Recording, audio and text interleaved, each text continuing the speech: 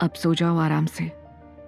आरव एकटक अपनी टिमटिमाती आंखों से अविनाश को देखे जा रहा था। आपको कैसे पता चला कि मुझे अकेले नींद नहीं आती? आरव ने पूछा।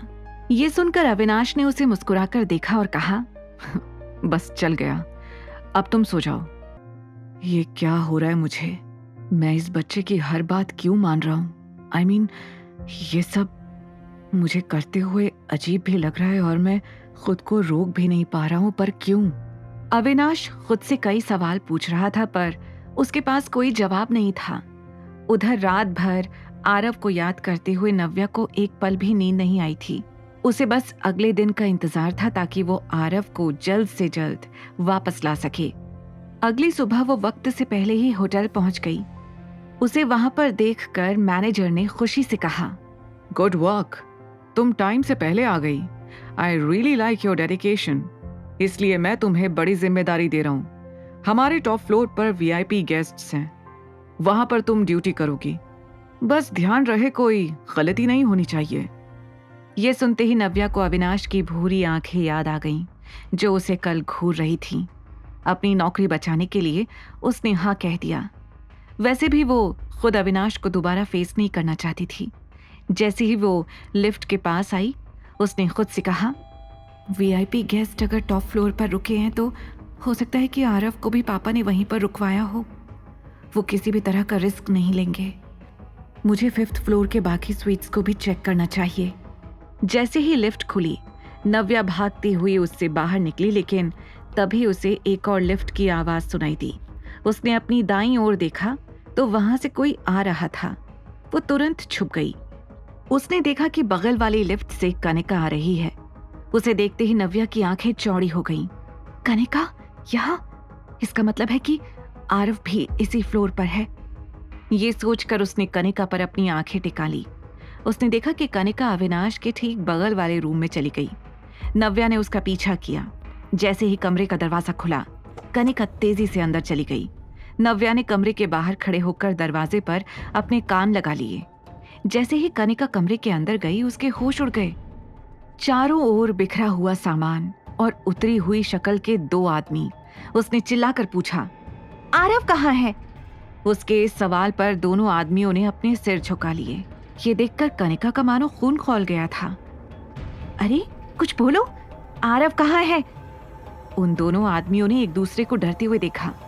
वो कुछ कह पाते उससे पहले ही उन्हें अविनाश का चेहरा याद आ गया। इसलिए उन दोनों ने घबराई हुई हालत में कहानी बना ली।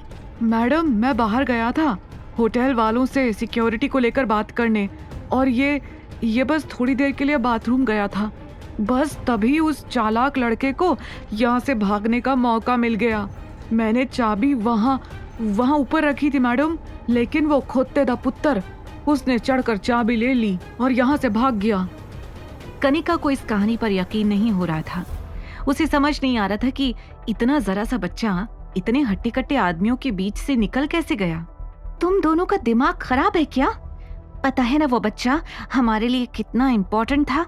अगर वो नहीं मिला तो हम नव्या से क्या कहेंगे? उसकी माँ हमारी बात कैसे सुनेगी? कनिका ने चिल्लाते हुए कहा और दोनों आदमियों को जोर से थप्पड़ लगाए। उसकी आवाज इतनी तेज थी कि बाहर खड़ी नव्या के कानों तक भी पहुंच गई थी। उसने तेजी से दरवाजा खोला और अंदर आ गई। उसे देखकर कनिका का मुंह खुला का खुला रह गया। तुम यहाँ क्या कर रही हो? You shut up. मेरा बेटा कहाँ है? ये सुनकर वो दोनों आदमी और भी ज्यादा घबरा गए। मैंने अभी अभी सुना कि वो कहीं भाग गया है। तुम लोगों ने मेरे बेटे को किडनैप किया था? दीदी, हमने उसे किडनैप नहीं किया था। आरव मेरे साथ था।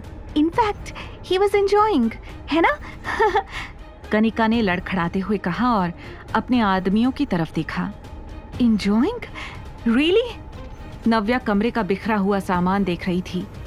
ये सोचकर कि आरव ने इन लोगों के बीच से भागने की कितनी कोशिश की होगी, नव्या का दिल बैठा जा रहा था। उसने तुरंत उनमें से एक आदमी का कॉलर पकड़ लिया और चिल्लाकर पूछा, कहाँ है मेरा बेटा? क्या किया है तुम लोगों ने उसके साथ?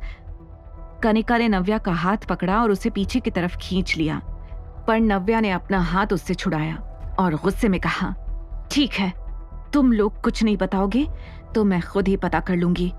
मैं अभी पुलिस को बुलाऊंगी, उनसे कहूंगी कि तुम लोगों ने मेरे बेटे को किडनैप किया था और अब वो गायब है। उसे गुस्सा तो इतना आ रहा था कि वो कनिका को थप्पड़ मार मार कर उसका चेहरा खराब कर देना चाहती थी, लेकिन अभी उसे आरव की इतनी चिंता हो रही थी कि वो और कुछ भी नहीं करना चाहती थी। उसने तुरंत अपना फोन निकाला और पुलिस का नंबर डायल कर दिया। आगे की कहानी जानने के लिए देखें अगला एपिसोड सिर्फ पॉकेट FM के YouTube चैनल पर, और द रिटर्न के सारे एपिसोड्स को सुनने के लिए डिस्क्रिप्शन में दी लिंक से डाउनलोड करें पॉकेट FM ऐप।